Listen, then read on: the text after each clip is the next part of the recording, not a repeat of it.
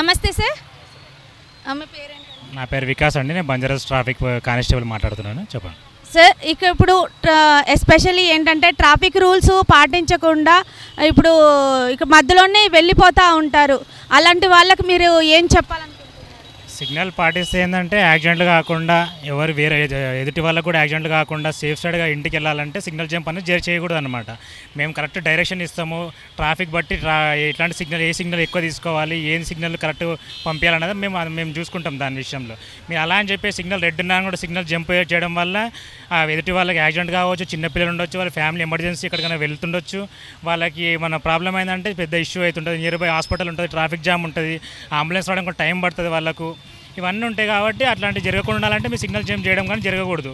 పక్కా signal పాటించడం వల్ల ఎటువంటి యాక్సిడెంట్లు కావు, మాకు ఇబ్బంది ఉండదు, ప్రజలకు కూడా ఇబ్బంది ఉండదు. మేము వెళ్ళవేళ ప్రజల గురించి ఉంటాం కాబట్టి మీ గురించే ప్రతి ఒక్క బండి పైన మేము చూస్తుంటాం, ఎవరు ఎట్లా వెళ్తుంటారు, ఏంది ఆ సిగ్నల్ ఏం నడుస్తుంది, రోడ్ ఎలా ఉంది, వెదర్ ఎలా ఉంది, పబ్లిక్ పాపులేషన్ ఎలా ఉంది అనేది 24 గంటలు మేము కంటిన్యూగా అబ్జర్వేషన్ చేస్తూ ఈ ట్రాఫిక్ డ్యూటీలు చేయడం జరుగుతుంది. కాబట్టి సిగ్నల్ జంప్ అనేది చేయకూడదు అనమాట. సిగ్నల్ పాటిస్తే పబ్లిక్కి ఎటువంటి ఇబ్బంది ఉండదు, మాకు ఇబ్బంది ఉండదు, ఎవరికి కూడా అందరి ఫ్యామిలీలో టైంకి ఇంటికి రీచ్ అయ్యే విధంగా మేము వెళ్ళవేళలో ఇక్కడ డ్యూటీ చేస్తుంటాం. కాబట్టి మాకు కూడా సహకరించాలని పబ్లిక్ మెయిన్ మా ఉద్దేశం అనమాట. ఇప్పుడు బస్సులలో కూడా ఫుడ్ బోర్డింగ్ చేసుకుంటూ బస్సు కింద పడిపోతారు, యాక్సిడెంట్లు జరుగుతున్నాయి. దాని గురించి ఫుడ్ బోర్డింగ్ అసలు చేయకూడదు మేడం. ఎందుకంటే డ్రైవర్ కూడా మిర్రర్ ఉంటుంది, దానికి చూస్తుంటే అబ్జర్వ్ చేస్తుంటాడు. కానీ ఏంటంటే లోపల ఎంతమంది మ్యాక్సిమం లోపలికి వెళ్ళడానికి ట్రై చేయాలి.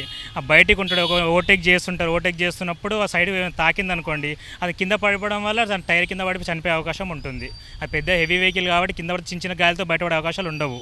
చనిపోయారు అనుకోండి, మళ్ళీ ఫ్యామిలీ వాళ్ళు ఇబ్బంది పడతారు. వాళ్ళు ఏంది పరిస్థితి, ఎక్కడి నుంచి వచ్చి ఉంటారు, అసలు డిస్టిక్ నుంచి ఉంటుంటారు, వేరే స్టేట్ నుంచి వచ్చి ఉంటారు. వాళ్ళు ఇక్కడ చనిపోయారంటే వాళ్ళ పరిస్థితి ఎంత ఘోరం ఉంటుందో ఒకసారి పబ్లిక్ కూడా ఆలోచించాలి. అందుకనే సిగ్నల్ అది ఫుడ్ బోర్డింగ్ అనేది చేయకూడదు. ఇప్పుడు సార్, ఇప్పుడు ఏంటంటే నైట్లో తాగేసి వచ్చి ఓవర్టేక్ దూసుకెళ్ళిపోతూ ఉంటారు. మీరు ఆపకుండా మీరు ఫోటోలు తీసినా కూడా మిమ్మల్ని లెక్క చేయకుండా మిమ్మల్ని కొంచెము తిట్టడం అలాంటివి చేస్తున్నారు, మేము చూసాము. సో వాళ్ళకి మీరు ఇచ్చే సమాధానం ఏంటి? వాళ్ళు మమ్మల్ని తిట్టి వెళ్ళిపోవడం వల్ల మేమేం బాధపడమండి. వాళ్ళు జాగ్రత్త వెళ్ళాలనే కోరుకుంటాం తప్ప మాకు వాళ్ళతో ఎటువంటి శత్రుత్వం ఏమి ఉండదు. ప్రతి ఒక్క పబ్లిక్ 100 లక్షల మంది దాడుతుంటారు, వెళ్తుంటారు. కాబట్టి మేము అంతా వాళ్ళని ఏం పట్టించుకోము.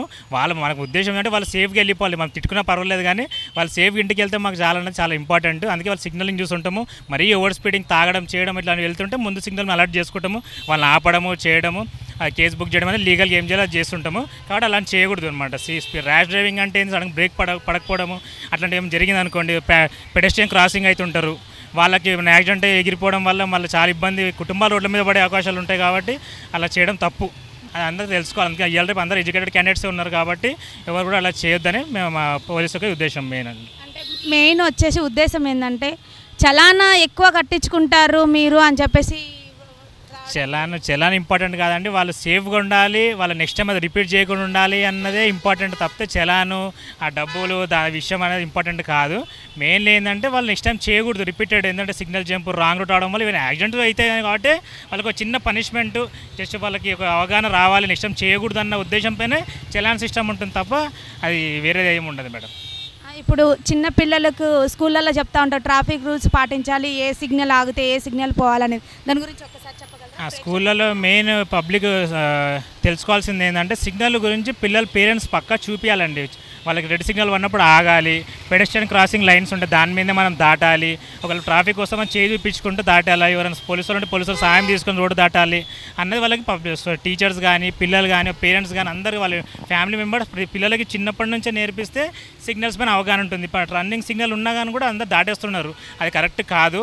వాళ్ళు కూడా సిగ్నల్ చూసి వెహికల్ డ్రైవింగ్ చేస్తుంటారు. పబ్లిక్ అనేది ఫస్ట్ చూడాలి, సిగ్నల్ చూసి రెడ్ పడిన తర్వాత ఆ సిగ్నల్ ఆగిన తర్వాత వెళ్తే వాళ్ళకి సేఫ్, మనకు సేఫ్. ఆ వెహికల్ వచ్చి గుద్దడం వల్ల మనకే ఇబ్బంది తప్ప బండలకు వాళ్ళకి ఏం కాదు. కాబట్టి కొంచెం జాగ్రత్తగా పిల్లలను కూడా ఒక అవగాహన పేరెంట్స్ కలిగించాలి. స్కూల్లో టీచర్స్ కూడా కలిగిస్తేనే రేపు యాక్సిడెంట్స్ అనేవి కాకుండా రోడ్ ఎట్లా దాటాలి, సిగ్నల్స్ ఏందనేది వాళ్ళకి అవగాహన వస్తుందండి.